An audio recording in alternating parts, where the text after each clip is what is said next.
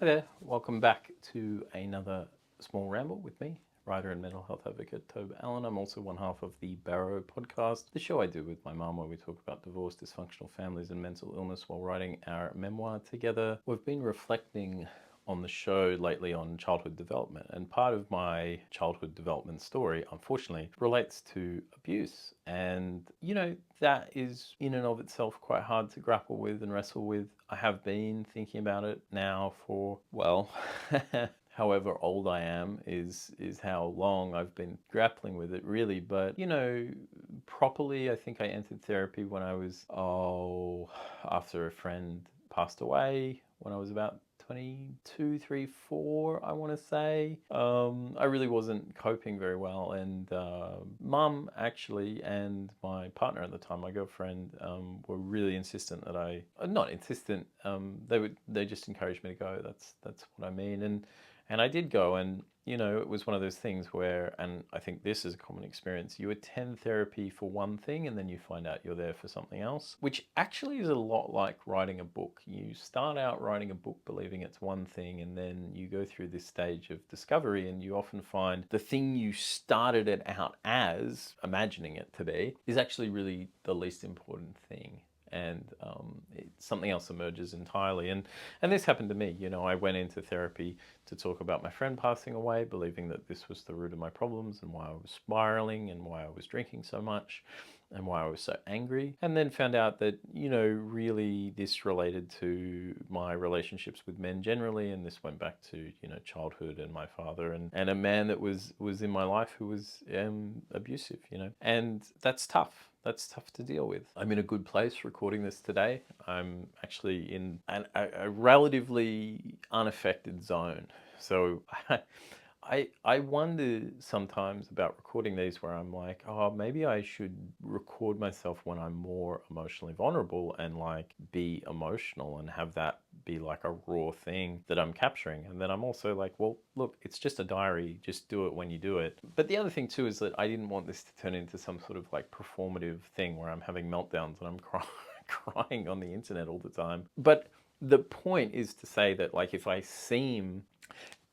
This is interesting, right? The fact that I'm talking about this is very interesting. It is so hard to talk about this stuff no matter what. And there's almost a guilt. I'm like, shouldn't I be more sad? Shouldn't I come across as more sad and convey the sadness? It's like, well, no, you don't have to. You can be in whatever mood you're in. You can feel however you want about your own experiences. That's not me permitting myself to do this. I'm just it is an interesting thing. A lot of the time you go in to talk about a particularly grave kind of event or issue or what have you, and you kind of want your emotions to match it, but at the same time, emotions can kind of get in the way of clarity, right? And disrupt, a free-flowing conversation. I mean, I would not want, in fact, we can look at certain political issues and say it's so much better when people aren't emotional, because when they're emotional, they just start shouting at each other. So that's all I'll say on that. But on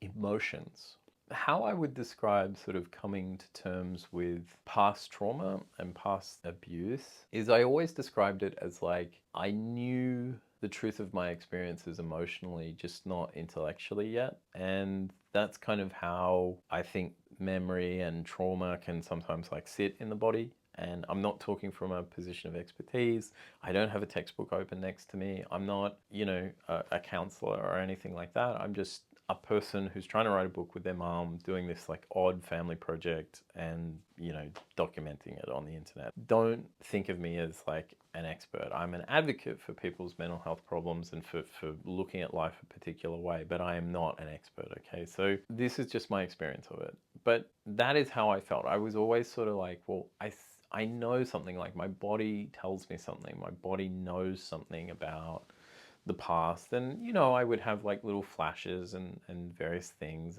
but I had not intellectually grappled with it and clicked over into a point where I can say absolutely that was what I went through, right?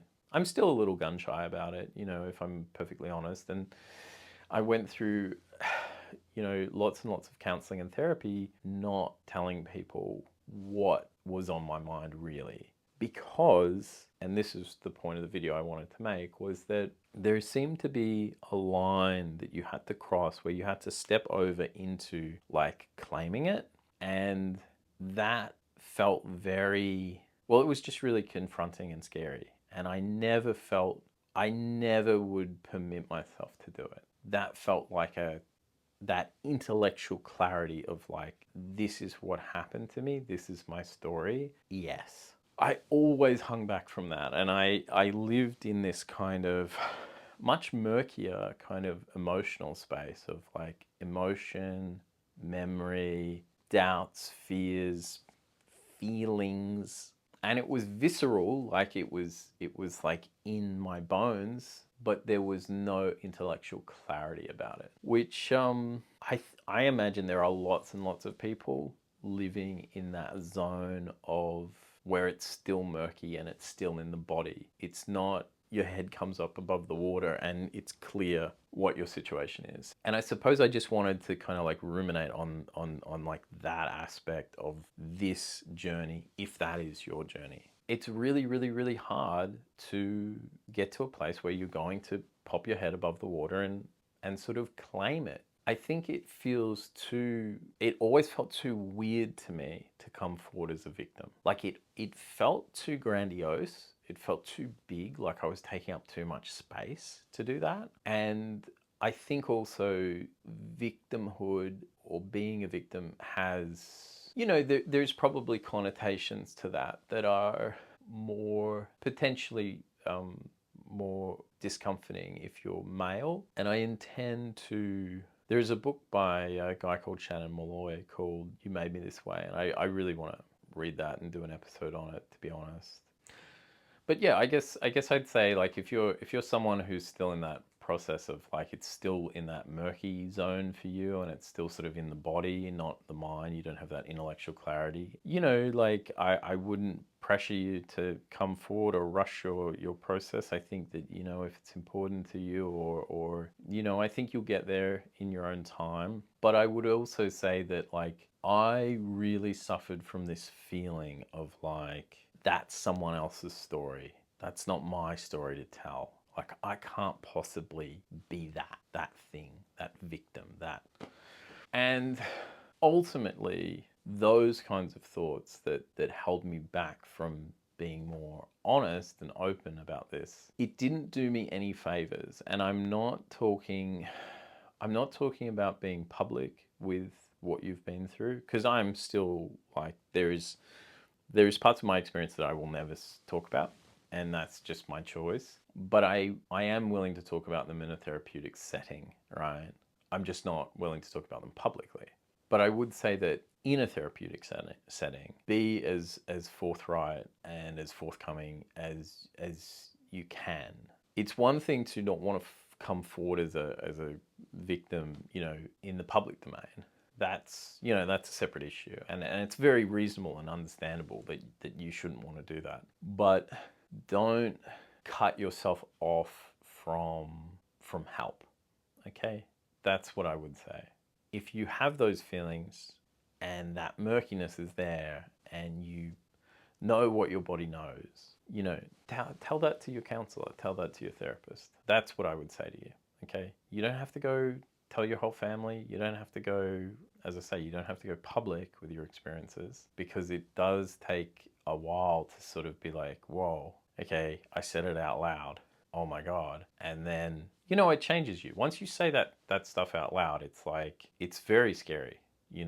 I think if you're a sort of a shutdown person, a repressed person, somebody who, is like defensive of, as all hurt people are, very defensive of like, yourself, it's hard to do it. It's hard to say what's on your mind. It's hard to say those things. But I promise you, it's not to your advantage to keep it locked up, and only to yourself. There really is no point.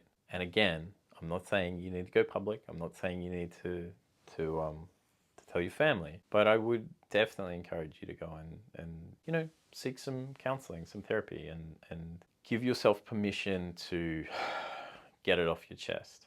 Because I didn't for so long, and it really held me back. It prevented me from getting the advice and the tools that I needed to start building a life that was worth living, okay?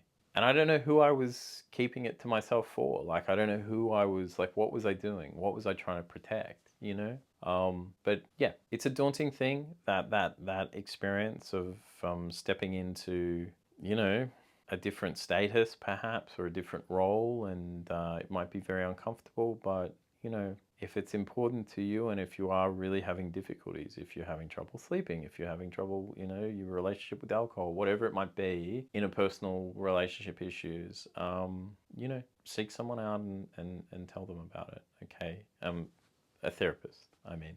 Give yourself the permission to do that, at least, okay? That's what I would say, and that's my little bit of I don't really do advice on this thing, but certainly that was my experience, and that's what I'd probably advocate for, is like, you know, it's a tough thing to do. So anyway, that's it from me on this one. If you have your own sort of opening up in therapy story, perhaps maybe share it, or you know, saying something that you never thought you'd say before, and you actually just said it and allowed yourself to be someone who says that, and be somebody who actually experienced that, and gave yourself permission to trust that your body knew exactly what you really did know deep down. These are big steps. So if you've gone through anything like that, then feel free to leave a comment and share your experiences.